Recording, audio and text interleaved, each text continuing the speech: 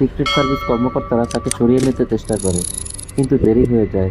রসের শরীরে থাকা গামা রেডিয়েশন সক্রিয় হয়ে ওঠে, তার রাগের বিস্ফোরণ ঘটায় এবং সে রূপান্তরিত হয় ভয়ঙ্কর রেড হাল্কে। এজেন্টরা গুলি চালায়, কিন্তু তাতে কোনো কাজ হয় না।